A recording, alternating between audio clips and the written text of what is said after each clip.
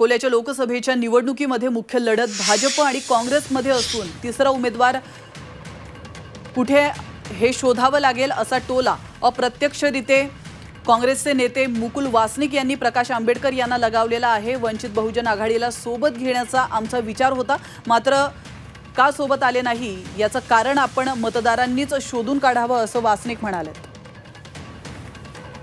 तर आपण पाहतोय या क्षणाची अतिशय महत्त्वाची बातमी अकोला लोकसभा मतदारसंघातून ही बातमी समोर येते। तर निवडणुकीमध्ये मुख्य लढत भाजप आणि काँग्रेसमध्ये असून तिसरा उमेदवार कुठे आहे हे शोधावं लागेल असा टोला अप्रत्यक्षरित्या काँग्रेसचे नेते मुकुल वासनिक यांनी प्रकाश आंबेडकरांना लगावलेला आहे।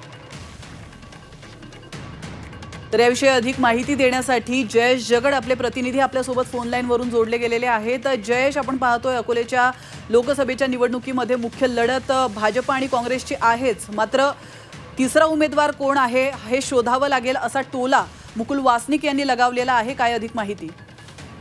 निश्चितच ज्याप्रमाणे वंचित बहुजन आघाडी आणि काँग्रेसची जी बोलणी सुरू होती इंडिया आघाडीमध्ये किंवा महाविकास आघाडीमध्ये सामील होण्यासाठी, यासाठी बोलणी अनेक झाल्या, मात्र दोघांचीही मैत्री जुळली नाही आणि त्यामुळे कदाचित दोघांचेही मन दुखावले गेलेले आहे।